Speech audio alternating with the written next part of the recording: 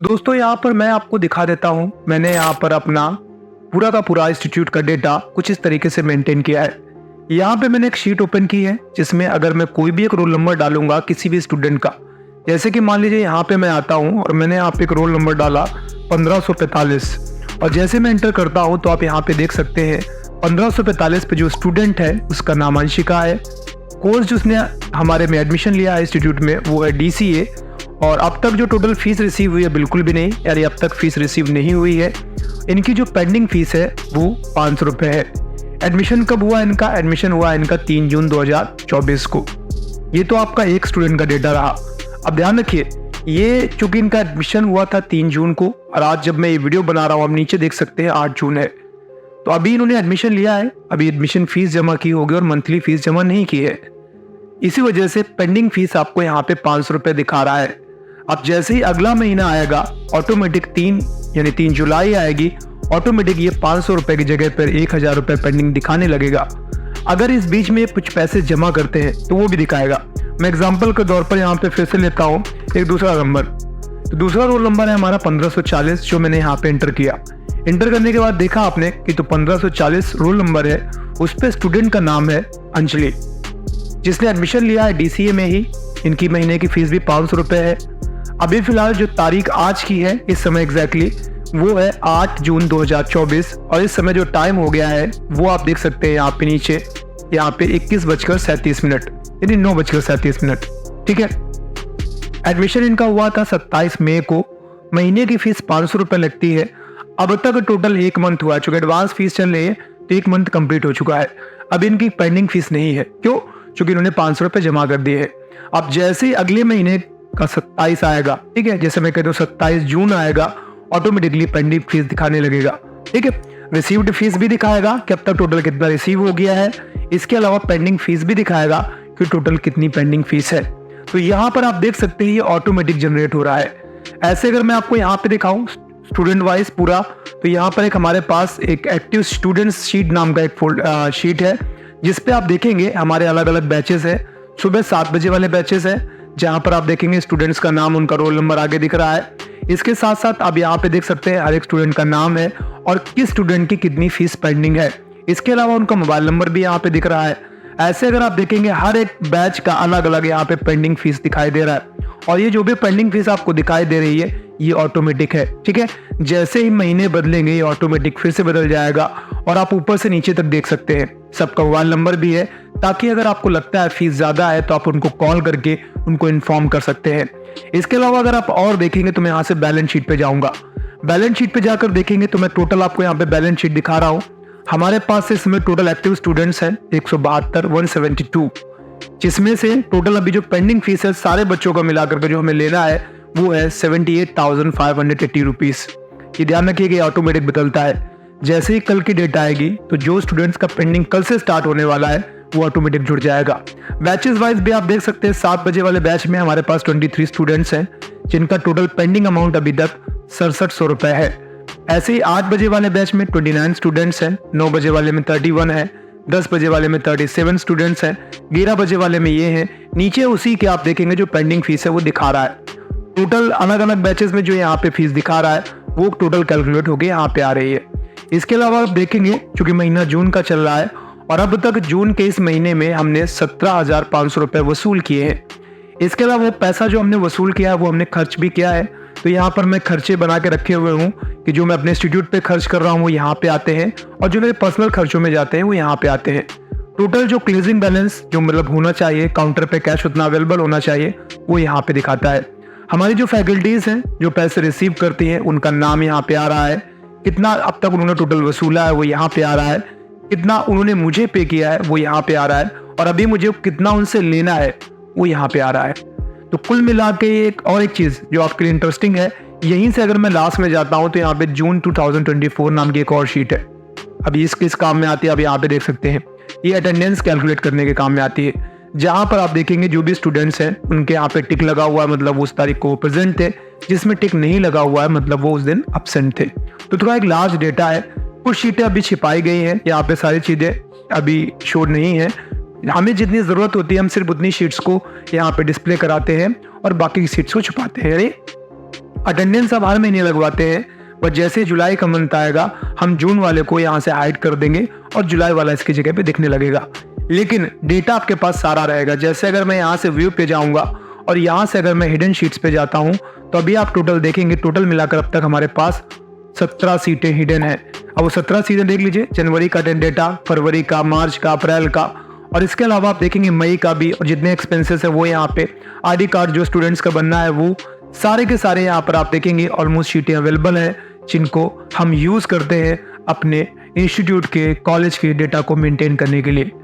तो बेसिकली आज मैं आपको यही सिखाने वाला हूँ। अगर आप किसी स्कूल में, किसी कॉलेज में, किसी प्राइवेट इंस्टीट्यूट में अगर आप काम करते हैं और आपको डेटा एंट्री का काम मिला है, तो कैसे आप इस तरीके से एक पूरी की पूरी शीट ऑटोमेटिक सिस्टम बना सकते हैं, इससे जैसे भी स्टूडेंट फीस जमा करते हैं, जमा करने के बाद वो ऑटोमेटिक उनकी पहले वाली फीस में से माइनस हो जाए और जो पेंडिंग फीस है वो दिखाता रहे। हालांकि मैंने इसको बनाने के लिए गूगल फॉर्म्स का यूज़ किया है और गूगल शीट्स का यूज़ किया है। पहले हम गूगल शीट्स के पैटर्न को समझेंगे, इसके बाद मैं आपको बताऊंगा गूगल फॉर्म्स का इस्तेमाल करके कैसे आप इसको लिंक कर सकते हैं। तो जो चीज़ मैं यहाँ पे MS एक्सेल में करूंगा वही चीज़ आप सेम टू सेम चाहे तो गूगल शीट्स पे कर सकते हैं। ठीक है, मैं फिलहाल MS एक्सेल पे करने वाला हूँ, क्योंकि आपको MS एक्सेल में थोड़ा आसानी रहेगी। गूगल शीट्स पे करेंगे तो अच्छा रहेगा, वो आपका ऑनलाइन डेटा चलता रहेगा, वो आप कितने भी लोगों के साथ शेयर कर सकते हैं। वो एक अलग प्रोसेस है जिसको हम डिटेल में समझेंगे। पहले स्टार्टिंग में हम क्या करेंगे, हम एक बेस स्ट्रक्चर बनाएंगे। इस डेटा एंट्री फॉर्म में हमें कितनी शीट्स की जरूरत पड़ेगी और उन शीट्स में हम कौन कौन से फॉर्मूले किस तरीके से लगाएंगे। ठीक है, तो चलिए स्टार्ट करते हैं। तो इसके लिए मैं फिलहाल क्या करने वाला हूँ, मैं यहाँ से मैं वापस जाता हूँ और मान लीजिए मैं एक नया बिल्कुल फ्रेश फॉर्म लेने वाला हूँ यहाँ से। तो ये MS एक्सेल ही है, आप MS एक्सेल में कर सकते हैं। मैं गूगल शीट्स पे कर रहा हूँ। गूगल शीट्स और MS एक्सेल में फ़र्क इतना है बस कि जो गूगल शीट्स है वो ऑनलाइन चलता है, MS एक्सेल ऑफलाइन भी है, ऑनलाइन भी अवेलेबल है। मैं ऑनलाइन कर रहा हूँ ताकि ये प्रोसेस प्रॉपरली चलता रहे, जितने भी आपके बिजनेस ऑर्गेनाइजेशन है वो सब पे काम करेगा। तो मैं एक फ्रेश नई शीट लेने वाला हूँ। मैंने यहाँ से ब्लैंक शीट पे क्लिक किया और ये बिल्कुल MS एक्सेल के तरीके हैं, कुछ खास फर्क नहीं है। जैसे आपका MS एक्सेल ओपन होता है वैसे ही ये आपका ओपन हो गया है। अब ऊपर में जाऊंगा और यहाँ पे मैं नाम देता हूँ प्रैक्टिस, सॉरी यहाँ पे देना है मुझे प्रैक्टिस डेटा फॉर कॉलेज। मैं यहाँ पे लिख देता हूँ और मैंने ड्रॉप कर दिया। अब यहाँ पर हम आएंगे नीचे। ठीक है, ये शीट्स हमारे सामने यहाँ पे ओपन हो गई है। अब हम यहाँ पे नीचे आएंगे और हमें जितनी भी ज़रूरत की चीज़ें हैं हम यहाँ से पहले वो शीट्स लेंगे। सबसे पहले मेरे सामने एक शीट खुली हुई है, शीट 1। मैं यहाँ से क्लिक करूँगा और इसको एक रीनेम कर देता हूँ। मैं नाम देता हूँ रजिस्ट्रेशन डिटेल्स, ये मैं दे देता हूँ इसको। ठीक, इसमें क्या होगा, जिन भी स्टूडेंट्स का हम एडमिशन लेंगे उनका डेटा हम यहाँ पे रखेंगे। ठीक है, तो एडमिशन डेटा में क्या क्या रहेगा आप यहाँ पे देखे समझते जाइए। हम लोग नाम को प्रायोरिटी नहीं देंगे, हम उसकी जगह पे सीरियल नंबर को प्रायोरिटी दे सकते हैं, और अगर हम चाहें तो हम एक रोल नंबर अलॉट कर सकते हैं। मेरे केस में मैं सीरियल नंबर को प्रायोरिटी दूंगा। तो सबसे पहले मैं यहाँ पे क्या डालूंगा, मैं डालूंगा एक सीरियल नंबर। आप इसी को रोल नंबर कह सकते हैं, मैं यहाँ पे सीरियल नंबर दे रहा हूँ, आप इसको रजिस्ट्रेशन नंबर भी कह सकते हैं, जो भी आपको ठीक लगे आप वो कर लें। ठीक है, बगल में आ जाइए। इसके बाद आपको क्या चाहिए होगा, आप यहाँ से ले सकते हैं एडमिशन डेट। हालांकि ये कॉलम्स आप आगे पीछे कर सकते हैं, कोई प्रॉब्लम वाली बात नहीं, मैं थोड़ा स्टार्टिंग में लगा रहा हूँ। इसके बाद मुझे चाहिए स्टूडेंट नेम, ये कर दिया। स्टूडेंट फादर नेम जरूरी है तो मैं ले लेता हूं। इसके बाद क्या चाहिए हमें, स्टूडेंट, इतना डेटा हमने यहां तक ले लिया है। इसके अलावा और क्या क्या चाहिए, हमें चाहिए कोर्स नेम। इसके बाद यहां पे आते हैं मंथली फीस,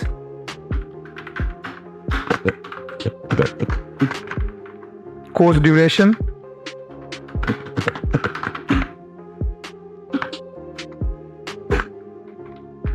ठीक है, इतना आपने यहाँ पे ऐड कर लिया। ठीक है, इतना। अब अगर आप चाहें तो यहां से टोटल इंस्टॉलमेंट निकालेंगे। चलिए अब मैं आपको एक एग्जांपल डेमो थोड़ा दे के दिखाता हूं कि ये एक्चुअल में काम कैसे करेगा, और फिर बाकी की शीट्स में ऐड करता हूं। जैसे मान लीजिए एग्जांपल तौर पर एक हमारा सीरियल नंबर 1 है, 2 ले लिया, 3 ले लिया, हमने 3 स्टूडेंट्स का हम पहले बनाते हैं। मान लीजिए एक स्टूडेंट है जिसका एडमिशन हुआ है, मान लीजिए 3 जुलाई 2023 में, ठीक है। और इसका नाम मान लीजिए कुछ भी मैं कर देता हूँ, सुरेश, फादर नेम है महेंद्र, और इन्होंने हमारे यहाँ एडमिशन लिया था MDCA। इनकी जो महीने की फीस थी मान लीजिए वो थी 500 रुपये, और जो इनका कोर्स ड्यूरेशन था वो 18 महीने का था। अब यहाँ पे सवाल आता है कि जो 18 महीने का था, अगर मैं इसी में से एक कॉलम और ऐड कर देता हूँ, टोटल फीस। पहले तो हम ये निकालते हैं कि इनके टोटल अब तक कितने महीने हो गए।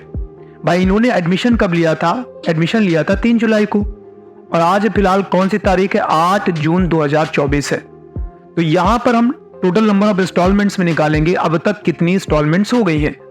तो ये आप कैसे निकालेंगे? बहुत आसान है।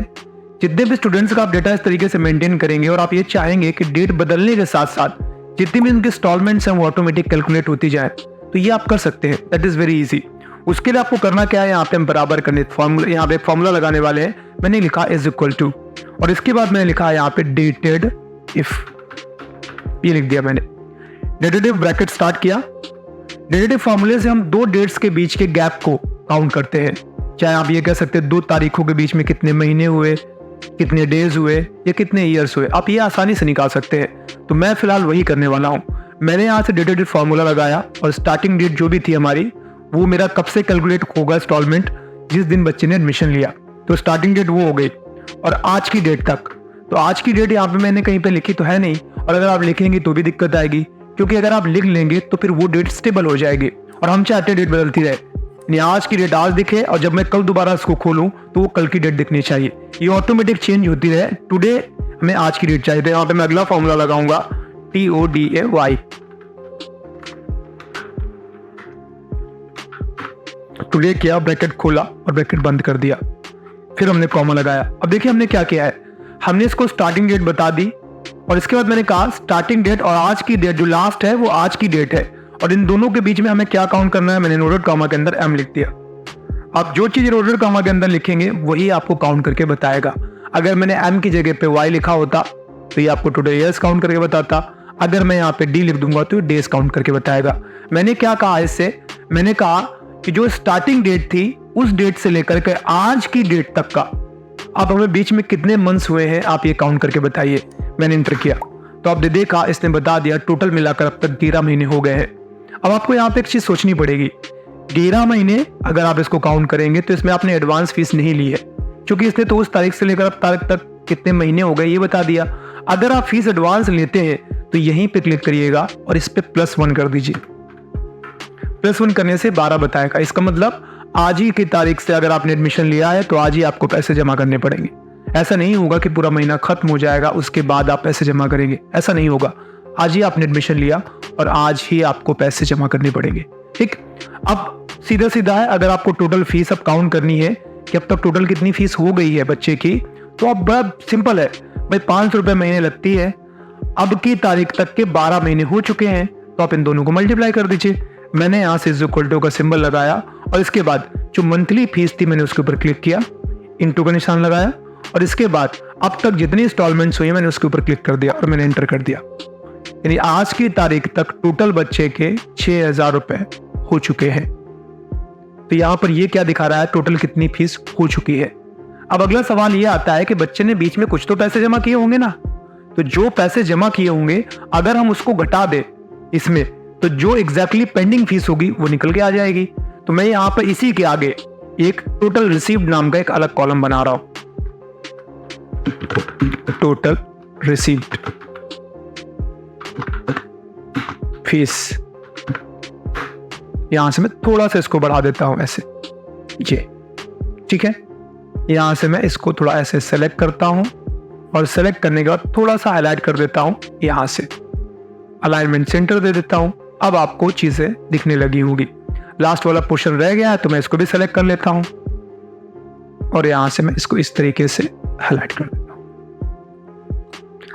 अभी आपने क्या देखा कि हमारा प्रॉपरली डेटा मेंटेन होना शुरू हो चुका है। अब यहां पर के देखेंगे टोटल रिसीव्ड फीस और इसके बाद मैं लास्ट में यहां पे एक और कॉलम बढ़ा रहा हूं, पेंडिंग फीस।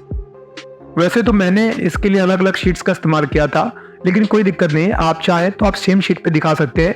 अलग अलग शीट इस वजह से होता है, मैंने क्यों यूज़ की थी जो मैंने आपको दिखाई थी, क्योंकि ये बात सच है कि एडमिशन तो बहुत सारे बच्चे रहते हैं, लेते हैं, लेकिन सारे एक्टिव नहीं रहते हमेशा।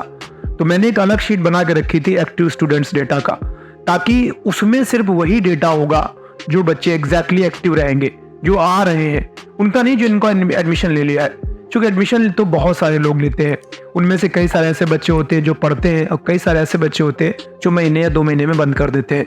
तो अगर आप यहीं पे सारा कुछ करेंगे तो इशू आएगा, फिर तो गार्बेज हो जाएगा इकट्ठा। तो यहाँ पर आप एडमिशन डेटा बनाते रहिए, लेकिन एक्टिव स्टूडेंट्स का डेटा और बना लीजिएगा, वो भी मैं बता दूंगा आपको, कोई दिक्कत नहीं, आप इसको बना के रखिए बस, ठीक है। अब यहाँ पे हम रिसीव्ड फीस निकालेंगे और लास्ट में एक कॉलम और बढ़ा देता हूँ पेंडिंग फीस की, ये लीजिए, ठीक। अभी क्या कर रहा है मुझे, टोटल रिसीव्ड फीस, यानी जो बच्चा ये आपका है सुरेश, जब भी ये पैसा जमा करेगा तो वो यहाँ पे दिखना चाहिए था, जितनी बार उसने जमा किया होगा, और वो जो टोटल फीस थी उससे घटाकर यहाँ पे दिखाना चाहिए कि आज की तारीख में टोटल उसका पेंडिंग अमाउंट कितना है। हो तो गए उसके 12 महीने, इसके हिसाब से 6,000 रुपये फीस भी होनी चाहिए थी, लेकिन अब तक उसने जो भी फीस जमा की है, अगर मैं उसको माइनस कर दूं तो कितनी फीस मुझे और देनी पड़ेगी, पेंडिंग क्या है वो यहाँ पे आएगी। अब मैं क्या करूंगा, मैं एक और शीट लूंगा, यहाँ से क्लिक किया और मैंने यहाँ पे एक और शीट आ गया, मैं यहाँ पे क्लिक करता हूँ और मैं यहाँ पर रीनेम कर देता हूँ, इसका नाम लिखता हूँ मैं रिसीव्ड फीस। हाँ ठीक है, रिसीव्ड फीस ही कर दीजिए।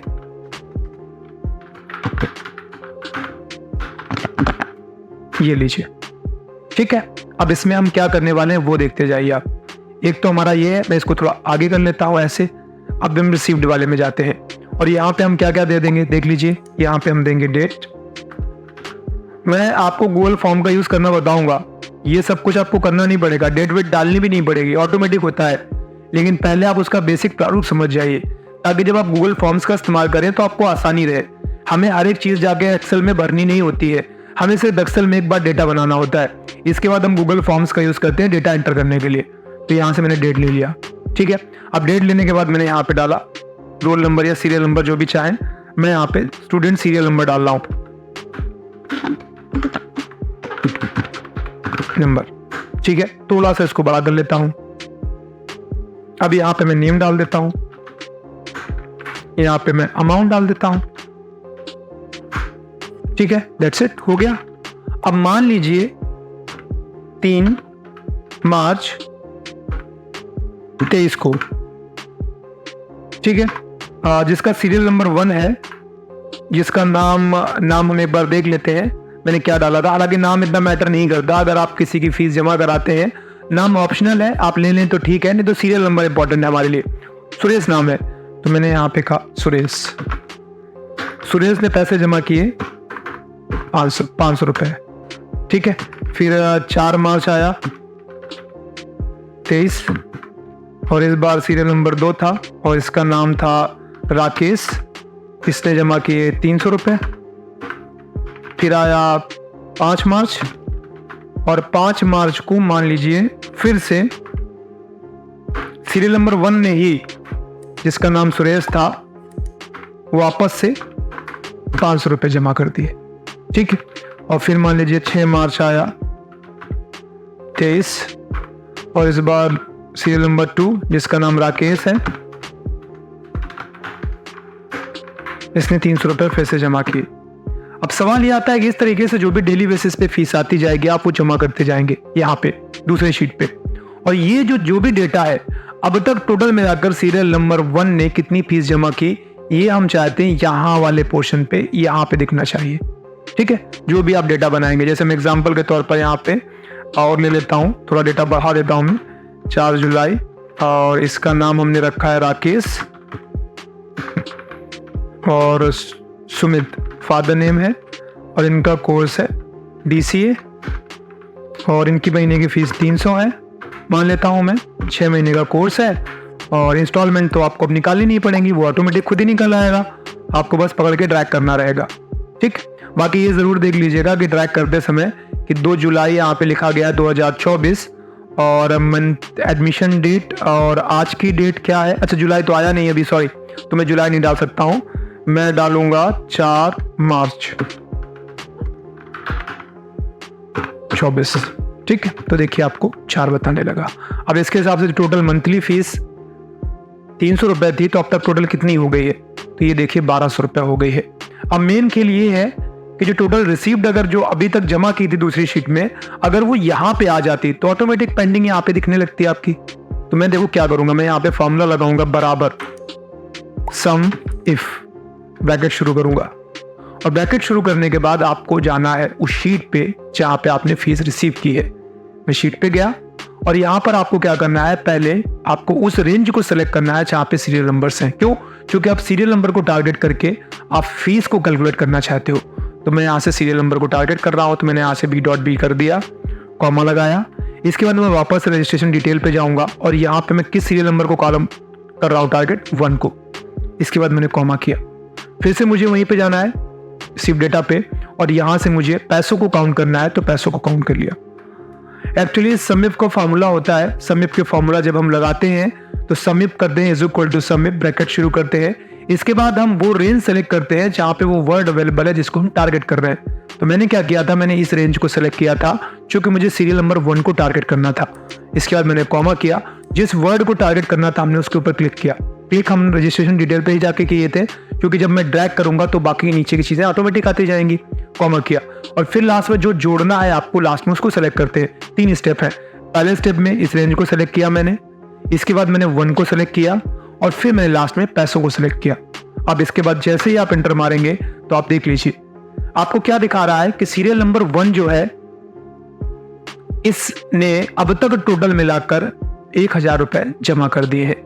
ऐसे ही अगर मैं इसको ड्रैग करूंगा तो आप नीचे देख लीजिए, सीरियल नंबर जो 2 था उसने अब तक 600 रुपए जमा कर दिए हैं।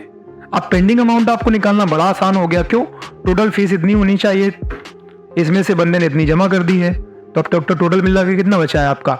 अब तक टोटल मिला के आपका इसमें 5000 बचा हुआ है, इसमें 6000 बचा हुआ है और ये ऑटोमेटिक चेंज होता जाएगा। जैसे मान लीजिए एग्जाम्पल के तौर पर मैं फिर से रिसीव डेटा पे जाता हूं और यहां पर जाकर अगर मैं टाइप करता हूं, मान लीजिए 6 मार्च को ही 2024 और फिर से मैं सीरियल नंबर 1 जिसका नाम सुरेश था उसने फिर से मान लीजिए फिर से उसने 1000 रुपये और जमा कर दी। बस इतना आपने टाइप किया और आप वहां पे जाके देख लीजिए ऑटोमेटिक देख लीजिए सीरियल नंबर 1 जिसका नाम सुरेश है उसने अब तक टोटल मिलाकर 2000 रुपये जमा कर दिए हैं। और ध्यान रखिएगा आप आगे आगे जमा करते जाइए, ये ऑटोमेटिक यहाँ पे कैलकुलेट होता जाएगा। अब ऐसा नहीं कि बार बार आपको करना पड़ेगा, अब यहाँ पे इसी तरीके से डेटा बनाते चले जाएंगे। अब एक चीज ध्यान रखिएगा, ये पूरा का पूरा डेटा आपके सीरियल नंबर पे रन कर रहा है। यहाँ पे जो भी आपने फॉर्मूले लगाए हैं बेसिकली यहाँ पे आपके सीरियल नंबर को टारगेट किया है। ठीक है, आप अगर चाहें तो यहाँ से बैच टाइमिंग वगैरह भी सेट कर सकते हैं, बैच टाइम बना सकते हैं, इसमें कोई इशू नहीं है। यहीं पे जब मैं स्टूडेंट्स का रिकॉर्ड मेंटेन कर रहा था तो मैं नीचे कॉलम बना सकता था बैच टाइम का। बैच टाइम का मैं यहाँ से इसको सेलेक्ट करके, इससे हमें आगे चल के फिल्टर करने में भी आसानी रहती कि अगर मान लीजिए मुझे ये चेक करना है कि 7 बजे वाले बैच में टोटल फीस कितनी पेंडिंग है, 8 बजे वाले बैच में कितनी पेंडिंग है, सबका अलग अलग दिखाए। ठीक है, तो उसके लिए मैं यहाँ पे बैच डालता जाता, 7 बजे का बैच है, 8 बजे का बैच है। ठीक, अब आपका यहाँ पे जो डेटा आपने बना लिया, फिलहाल सिर्फ आपने 2 शीटों का इस्तेमाल किया है, शीट 1 एंड शीट 2। शीट 1 में आपने जितना भी फीस आपके पास जमा हो रहा है आप वो लिखते हो। ठीक है, और शीट 2 में जो स्टूडेंट्स का मेन डेटा है, रजिस्ट्रेशन डेटा वो है, और वहीं पे आपकी फीस कैलकुलेट हो रही है। ठीक है, अब ऐसे में मैं 2-4-6 नाम फटाफट जल्दी जल्दी से बना लेता हूँ। तो बनाने के लिए मेरे पास कुछ बना बनाया डेटा है, मैं कॉपी एंड पेस्ट करूंगा ताकि मुझे बार बार वो लिखना ना पड़े। मैं यहाँ से जाता हूँ इस डेटा पे और कुछ स्टूडेंट्स का मैं यहाँ से डेटा कॉपी कर लेता हूँ जो मैंने ऑलरेडी बनाया हुआ है। सिर्फ उतना ही बेस डेटा मैं कॉपी कर रहा हूं बस, ताकि मैं आपको समझा सकूं। मैंने Ctrl+C किया और इसके बाद मैं यहाँ पे आके अपने स्टूडेंट वाले डेटा पे यहाँ पे आके पेस्ट कर देता हूँ। ठीक है, तो अब आप यहाँ पे देख सकते हो मैं फिलहाल 1-2 की जगह पे थोड़ा चेंजेस या फिर रहने देता हूँ मैं। चलिए अब देखिए हमारे पास डेटा काफ़ी हो गया है। ठीक है, और मैं आपको दिखा दूँ, एक बार मैं थोड़ा सेलेक्ट कर लेता हूं, थोड़ा बड़ा कर लेता हूं। ये लीजिए ये ठीक। अब इसमें से अगर आप फीस निकालना चाहो तो बहुत आसान है। टोटल मंथ्स तो आपने निकाल ही के रखे हैं। देखिए अब मैं यहाँ से सीधे बढ़ाता जाऊंगा यहाँ तक और मैं पकड़ के ड्रैग करूंगा बस यहाँ तक। सॉरी, क्योंकि आपको बेस्ट टाइम तो डालना पड़ेगा भाई। यहाँ तक मैं पकड़ के ऐसे ड्रैग करने वाला हूं। ये लीजिए, और आपने क्या देखा, यहाँ पे ऑटोमेटिकली पूरी की पूरी फीस कैलकुलेट होकर आ गई है। टोटल अब तक कितने महीने हो चुके हैं। अब आपको यहाँ पे बहुत ज्यादा दिखा रहा होगा, उसकी वजह है एडमिशन बहुत पुराने हैं। आप देख लीजिए एडमिशन्स बहुत पुराने हैं यहाँ पे जो लिखे हुए हैं। हालांकि इसके लिए एक और भी चीज होती है कि आप अगर चाहे तो लिमिट लगा सकते हैं कि अगर कोर्स 12 महीने का है तो सिर्फ 12 महीने की ही फीस काउंट हो। उसके लिए आपको ये फीस फॉर्मूले का यूज करना पड़ेगा। बट बेसिकली आप इतना समझ लीजिए कि जैसे आप यहाँ पे महीनों में देख लीजिए, किसी के 18 महीने, किसी के 19 महीने, किसी की इनफैक्ट वैल्यू दिखा रहा है। वैल्यू क्यों दिखा रहा है? क्योंकि यहाँ पे एडमिशन डेट पड़ी ही नहीं है। एडमिशन डेट नहीं पड़ी तो सीधी सीधी बात है मंथ काउंट नहीं कर पाएगा। बट जो मैं बताना चाहता था वो आपको समझ में आ गया होगा। अब जैसे यहाँ पे मैं एग्जाम्पल दिखाता हूँ। अभी आप देखिए एडमिशन नंबर जो है वो 1000 है, स्टूडेंट का नाम राधा है और टोटल इनकी जो फीस बनती है वो 7200 रुपये बनती है और अभी तक पूरी की पूरी पेंडिंग है। चूंकि मैंने आपको दिखा दूं यहाँ पर अभी राधा ने एक भी पैसे जमा नहीं किए हैं। अब हमने जमा करता हूं तो क्या ये ऑटोमेटिक वहां पे चेंज होगा जाकर 1000 है। तो मैं यहाँ पे जाता हूं और मान लेता हूं, मैं डेट डालता हूं 10 जून, सॉरी अभी 10 जून तो आया नहीं है, तो मैं डालता हूं 5 जून 24 और 1000 है उनका सीरियल नंबर और यहाँ से मैं आके नाम डाल देता हूँ उनका राधा। और राधा ने मान लीजिए 5000 रुपये जमा कर दिए। तो क्या अंतर आया है? अब जो रिसीव्ड फीस थी उसमें 5000 रुपये जुड़ गए होंगे। जाकर मैं दिखाता हूँ आपको। ये देखिए राधा वाले पोर्शन पे आप यहाँ से आके देखिए टोटल 5000 रुपये फीस जमा हो चुकी है। अब तक जो फीस बची है बनी है वो 7200 रुपये। 5000 जमा होने के बाद अब यहाँ पर जो टोटल बचा हुआ पैसा है वो 2200 रुपये बचा हुआ है। यानी अब क्या होगा कि ये जो डेट जैसे बदलती जाएंगी ये महीने ऑटोमेटिक घटते बढ़ते जाएंगे, चूंकि टुडे फॉर्मूला लगाया हमने। और उसके साथ साथ जो ये फीस है मंथली ये ऑटोमेटिक अपने मन से अपडेट होती रहेगी। अब मेन सवाल आता है, यहाँ पे तो बहुत सारा कूड़ा इकट्ठा हो गया है। अब कोई एक स्टूडेंट आके बोलता है हमसे कि मेरा जो रोल नंबर है वो 1004 है और मुझे बताइए मेरी फीस कितनी बाकी है, मेरी अब तक टोटल फीस कितनी जमा हो गई है। तो एक शीट थोड़ा सा और बढ़ा लेते हैं हम जस्ट फॉर द बेटरमेंट। तो यहाँ से मैं फिर से प्लस करता हूँ। क्लीन डेटा हमारे पास होगा। मैं यहाँ पे जाऊंगा और मैं यहाँ पे बना लेता हूँ फीस रिपोर्ट।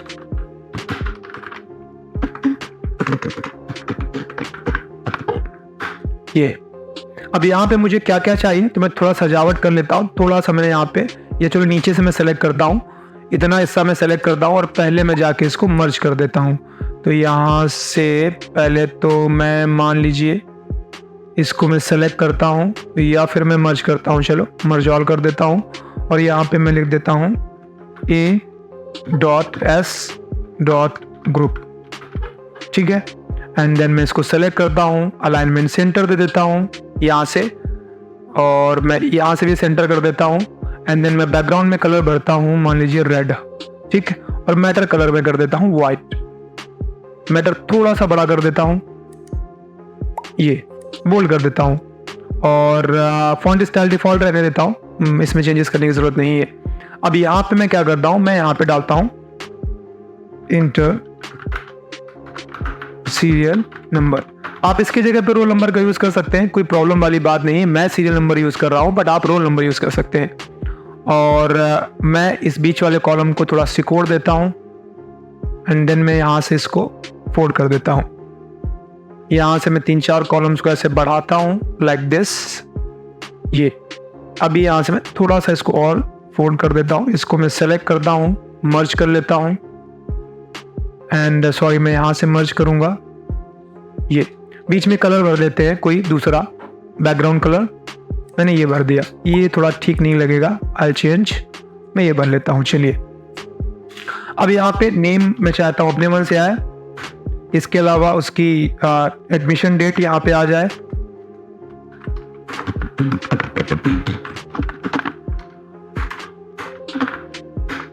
ठीक है, कोर्स नेम आ जाए,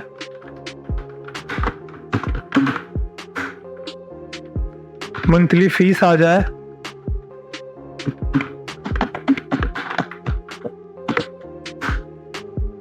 टोटल इंस्टॉलमेंट्स आ जाए, टोटल रिसीव्ड आ जाए और पेंडिंग फीस यहाँ पे दिखे। मतलब मेरा कहने का, मैं इसको सेलेक्ट करता हूँ, अलाइन सेंटर करूंगा और कलर वाला मैं बहुत ज़्यादा डिजाइनिंग नहीं कर रहा हूँ, that is up to you, आप इसे बाद में अपने हिसाब से कर सकते हैं।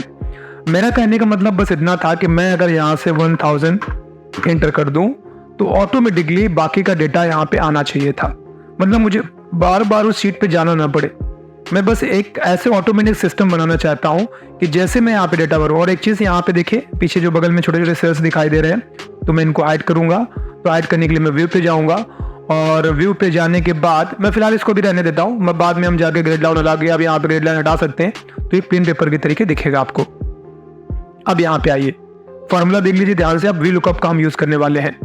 मैं वी लुकअप पे ऑलरेडी वीडियो बना चुका हूँ, मैं डेटा टाइप पे ऑलरेडी वीडियो बना चुका हूँ, मैं समिट पे ऑलरेडी वीडियो बना चुका हूँ, पूरी MS एक्सेल पे करीबन 5 घंटे की एक लाइव क्लास में बना चुका हूँ, अपलोड कर चुका हूँ। आपने नहीं देखा तो जरूर देख लीजिएगा, ठीक है। अब यहाँ से मैं फॉर्मूला लगाऊंगा बराबर वी लुकअप ब्रैकेट शुरू, ठीक है। लुकअप वैल्यू ये है हमारी, मैं इससे टारगेट करने वाला हूँ, जो ये है यही वैल्यू चाहिए हमें इसी की। और यहाँ से मैं जाऊंगा रजिस्ट्रेशन डिटेल पे। इसके बाद जाने के बाद मैं स्टार्टिंग से लेकर के लास्ट तक के हिस्से को सेलेक्ट कर लेता हूं, कॉमा करूंगा। अब मुझे नेम चाहिए था, तो मैं अपनी इसी टेबल पे देखता हूं नेम कितने नंबर पे, तो 1, 2 एंड 3। स्टूडेंट नेम 3 नंबर पे आ रहा है, तो मैं यहां से 3 करूंगा and comma 0 and bracket close, enter कर दूंगा। तो आपने देखा क्या, यहाँ पे राधा आने लगा है। अब अगर आप कोई भी रोल नंबर डालते हैं, मान लीजिए मैं डालता हूँ 1060, तो यहाँ पर 9 आ रहा है, सॉरी 1000 लिखना पड़ेगा आपको, क्योंकि 160 तो वहाँ पे है ही नहीं, तो पवन आ रहा है, ठीक है। It means it's working. अब हम चाहते थे एडमिशन डेट भी नीचे आ जाए, तो वो भी आ जाएगी आपकी, बराबर V lookup bracket start, lookup value यही रहेगी आपकी, कॉमा करेंगे आप, डिटेल्स पे जाएंगे, पूरा सेलेक्ट कर डालेंगे वही। हालांकि बार बार कॉपी करके पेस्ट करने की जरूरत नहीं है, अगर आप चाहें तो मैं आपको एक शॉर्टकट बता सकता हूँ। और इसके बाद आप देखिए एडमिशन डेट 2 नंबर पे आ रहा है, ये देखिए। तो आप यहाँ पे 2 चीजें काम करें, कोर्स नेम कितने नंबर पे था मैं सीधे देख लेता हूँ। अब 1, 2, 3, 4, 5 पे कोर्स नेम था। मैं वापस से जाऊंगा और यहाँ से मैं इसी वाले फार्मूले को कॉपी कर लेता हूँ, 2 की जगह पे 5 करना है, बाकी और कुछ नहीं। मैं यहाँ से एंटर कर देता हूँ, दोबारा से पेस्ट कर देता हूँ और यहाँ से मैं 2 की जगह 5 कर रहा हूँ, कॉलम नंबर चेंज कर रहा हूँ बस मैं। देखिए ADC आने लगा। फिर से मैं मंथली फीस वाले पे जाके देख लेता हूँ, 1, 2, 3, 4, 5, 6, तो 6 चाहिए। मैं यहाँ पे पेस्ट से दोबारा पेस्ट कर देता हूँ फार्मूला और यहाँ पे मैं 6 कर देता हूँ, ठीक है, ये भी आ गया। अब अगला हमें चाहिए टोटल इंस्टॉलमेंट्स। मैं फिर से जाता हूँ, टोटल इंस्टॉलमेंट्स 1, 2, 3, 4, 5, 6, 7, 8 नंबर पे है, तो मैं यहाँ पे जाऊंगा और फिर से पेस्ट करूंगा और जहाँ पे 2 है वहां पे मैं 8 करूंगा, तो टोटल इंस्टॉलमेंट्स बताएगा। टोटल पेंडिंग फीस देख लेते हैं, 1, 2, 3, 4, 5, 6, 7, 8, 9, 10 एंड 11, ठीक है। तो आप यहां से जाइए, टोटल रिसीव्ड चाहिए, सॉरी, तो टोटल रिसीव्ड आपकी 11 पे नहीं आएगी, टोटल रिसीव्ड आपकी आएगी 10 पे। तो मैं यहाँ पे फिर से पेस्ट करूंगा फार्मूला और यहाँ पे मैं 10 कर दूंगा। सॉरी 10 पे तो 0 आ रहा है, इट मीन समथिंग रॉन्ग। हाँ 0 ही होगा, अभी तक इनका पैसा हमने रिसीव नहीं किया है। अब अगर आप देखना चाहें तो मैं यहाँ से 1 डाल के दिखा देता हूँ। 1 पे सुरेश था, 3 जुलाई 2023 को इनका एडमिशन हुआ था, कोर्स इनका MDCA था, महीने की फीस 500 रुपए थी। टोटल मिला के अब तक इनके हो गए हैं 12 महीने और 12 महीनों में से 500 रुपए महीने की फीस के हिसाब से टोटल अब तक पैसा रिसीव हुआ है 2000 रुपए। पेंडिंग कितना है तो यहीं पर आइए, फिर से पेस्ट कर दीजिए और पेस्ट करने के बाद यहाँ पे आपको करना था 11, तो पेंडिंग फीस बची है 4000 रुपए, सॉरी। ये लीजिए बन गया आपका। अब इसको सेलेक्ट करिए और एक बार थोड़ा और बॉर्डर लगा लीजिए। यहाँ से आकर मैं जाता हूँ और यहाँ से मैं आउटसाइड बॉर्डर ये लगा लेता हूँ और मैं एक बार इसको सेलेक्ट करता हूँ थोड़ा सा और यहाँ से मैं इस पे भी यू कर लेता हूँ। ये दीजिए ऑटोमेटिक सिस्टम बन गया है। अब यहाँ पर आप किसी भी बच्चे का यहाँ पर आते हैं, आपने जैसे ही रोल नंबर डाला, देखिए पूरा का पूरा डेटा दिखाएगा। डेटा कहीं पे है, लेकिन ये सारा का सारा आपस में एक दूसरे के साथ लिंक है। मैं एग्जांपल और दिखाता हूँ। मान लीजिए यहाँ से मैं 1001, ये जो स्टूडेंट है ही नहीं, 10,000 हो गया, सॉरी, शिवानी है, जिनका 26 जून को एडमिशन हुआ था। ADCA कोर्स है, 300 रुपये महीने की फीस लगती है और अब तक 24 इंस्टॉलमेंट हो चुके हैं। अभी तक 1 रुपया भी रिसीव नहीं हुआ और टोटल पैसा 7200 रुपये हो चुका है। चलिए रिसिप्ट वाले पे जाते हैं और एक बार कुछ शिवानी के पैसे रिसीव करते हैं। मान लीजिए मैं आता हूँ और यहाँ से मैं डालता हूँ 8 जून 24 और 1001, नाम शिवानी, और मान लेता हूँ मैं शिवानी के 4000 रुपये रिसीव हुए। आपको बस इस वाले शीट पे आप जब भी कोई बच्चा फीस जमा करेगा बस चढ़ाना है। वैसे आप इसके लिए गूगल फॉर्म का यूज कर सकते हैं, बट फिलहाल मैं अभी आपको करके दिखा रहा हूं, तो आप देखेंगे हो क्या रहा है। फीस रिपोर्ट पे जाके देख लीजिए, आप चीजें बदल गया है। 1001 जो कि सीरियल नंबर है, उस पे नाम है शिवानी, एडमिशन डेट 24 जून है। अब तक ADCA कोर्स था उनका, 300 रुपये महीने की फीस के हिसाब से 24 महीने हो चुके हैं। 4000 रुपये अभी तक रिसीव हुआ है और जो पेंडिंग फीस है वो 32 रुपये पेंडिंग फीस है। अब क्यों है समझ में आ गया होगा। तो अब यही चीज आप यहाँ पे भी देखोगे, यहाँ पे देखिए 1001 पे शिवानी है, राम सिंह फादर नेम है, ADCA कोर्स है, 300 रुपये महीने की फीस है, कोर्स ड्यूरेशन 6 महीने की थी। अच्छा हाँ, एक चीज ये भी थोड़ा अच्छी चीज है, मैं आपको अभी बता देता हूँ तो दिक्कत नहीं होगी भाई। जैसे यहाँ पर तो ड्यूरेशन 6 महीने की थी, लेकिन यहाँ पे तो 24 महीने आ रहे हैं, तो फिर दिक्कत आएगी आपकी। तो दिक्कत को ठीक करने के लिए एक और फार्मूला इफ एल्स आप उसका यूज कर ले, ताकि जो मैक्सिमम ड्यूरेशन है उससे ज्यादा की फीस ना बन जाए कहीं। तो मैं थोड़ा यहाँ पे आऊंगा और मैं क्या करता हूं, मैं एक फार्मूला और लगाऊंगा, इफ जो ये आया है आपका टोटल, यहां से मैं इसको हटाता हूं, ये जो आया है टोटल आपका, अगर ये ज्यादा है किसके, जो कोर्स ड्यूरेशन है ये, अगर ये ज्यादा है इसके, तो क्या होगा, मैं यहां से कॉमा लगा रहा हूं, तो जो टोटल महीने काउंट होंगे वो यही होंगे। अगर ज्यादा है तो यानी जो टोटल यहाँ पे जो टोटल इंस्टॉलमेंट्स आ रही हैं, अगर वो ज्यादा है 18, यानी जहां पे जो टोटल कोर्स ड्यूरेशन थी उससे, तो जो टोटल इंस्टॉलमेंट होंगे वो ज्यादा वाली नहीं होंगी, ये 18 ही हो जाएंगी, ठीक है। और अगर ऐसा नहीं है, कॉमा करते हैं, अगर ऐसा नहीं है तो जो भी ये फॉर्मूला था, इस पे जो इंस्टॉलमेंट्स आई थी यही रहने दो, फिर आप कोई चेंजेस मत करो और उसमें से एक प्लस और ऐड कर देना, ठीक है। इफ एल्स फार्मूला आपने पढ़ा होगा, वही है, ज्यादा इतना कोई परेशानी वाली बात नहीं है। मैं ब्रैकेट क्लोज करता हूं और फिर मैं एंटर मारता हूं। अब आप क्या देखेंगे, अब ये 12 दिखा रहा है तो सही ही है, पहले भी 12 ही था, लेकिन बाकियों की कहानियां बदल जाएगी। मैं ड्रैग कर रहा हूं इसको, देखिए अगर 6 महीने का तो 6 ही दिखा रहा है आपका, ठीक है, 6 था 6 ही दिखा रहा है, 6 से ऊपर नहीं जाएगा। देख लीजिए जैसे इसमें 4 तो दिखा रहा है, क्योंकि 4 महीने 6 महीने से कम होते हैं, लेकिन यहां पर कोई भी चीज आप देखेंगे, यहां पर जितने भी इंस्टॉलमेंट्स बन रही है वो टोटल कोर्स ड्यूरेशन से ज्यादा नहीं बन रही है, तो ये अच्छी चीज है। अब आपको ये सही दिखाएगा। इसके मतलब अगर हम इसके हिसाब से चलेंगे तो फिर तो आपने ज्यादा पैसे ले लिए उससे, क्यों, क्योंकि जो उसका कोर्स था वो 6 महीने का था, 6 महीने के हिसाब से जो टोटल फीस बनती वो 1800 रुपए बनती, बंदे ने 5,000 जमा कर दिए, तब तो 32 रुपए माइनस हो गया, एक्स्ट्रा आपके पास आ गया है। कोई बात नहीं, मैं जस्ट समझाने की कोशिश कर रहा हूँ कि जब आप इस तरीके से डेटा बनाएंगे तो आप इस तरीके का यूज करेंगे। इतना तो आपको समझ में आ गया होगा। अब बात आती है बैलेंस शीट वगैरह बनाने की, कि अगर आपको बैलेंस शीट बनाना होगा तो वो आप कैसे बनाएंगे। अटेंडेंस शीट भी आपको इसी में अटैच करना है, तो वो आप कैसे बनाएंगे। अटेंडेंस शीट के साथ इशू पता है क्या रहता है, या मान लीजिए आपके फीस रिसीव करने के साथ इशू पता है क्या रहता है, कि हम लैपटॉप लेके थोड़ी ना घूमेंगे दिन भर। कोई फीस जमा कर रहा है तो क्या जरूरी है कि मैं लैपटॉप लेके बैठूं और वहां पे मैं ये सब डेटा प्रॉपरली भरूं, ऐसा जरूरी नहीं है। इसके लिए हम गूगल फॉर्म्स का यूज करते हैं।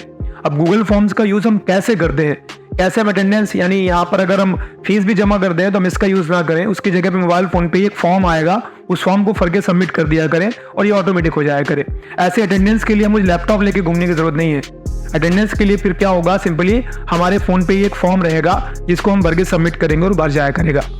तो ये थोड़ा वीडियो बड़ा हो रहा है, तो इस वीडियो में नहीं, मैं ये अगले वीडियो में बताऊंगा आपको कि कैसे आप अटेंडेंस शीट भी मेंटेन करेंगे, कैसे आप उसकी बैलेंस शीट बनाएंगे, जो महीने का टोटल अब तक कितना जमा हो गया है, कितना पेंडिंग है, किसका पेंडिंग है। जो पेंडिंग है वो अलग दिखाना चाहिए, अलग कलर में दिखाना चाहिए, जिनका ज्यादा पैसा बाकी है वो अलग अलग बैचेस को कैसे फिल्टर करेंगे। तो अब ये चीज मैं आपको अगले वीडियो में बताऊंगा। आज की क्लास फिलहाल यहीं पे समाप्त होगी। वीडियो पसंद आया हो तो वीडियो जरूर लाइक करिएगा, और जो भी क्वेश्चन वगैरह हो आपका वो पूछ लीजिएगा। हालांकि ये क्लास उन लोगों के लिए थी जिन्होंने एक्सेल पहले से पढ़ रखी है। अगर आपने एक्सेल पढ़ा नहीं है तो लिंक डिस्क्रिप्शन में है, पूरा एक क्लास है, मास्टर क्लास, बिगिनिंग लेकर के एडवांस लेवल तक एक्सेल मैंने आपको पढ़ाया है उसमें। तो आज की क्लास फिलहाल यहीं पे समाप्त होगी। बहुत जल्द मिलेंगे नई क्लास में, इस पूरे के पूरे असाइनमेंट को हम कंप्लीट करेंगे। तब तक के लिए फिलहाल यहीं पे क्लास खत्म करेंगे। Bye bye and take care.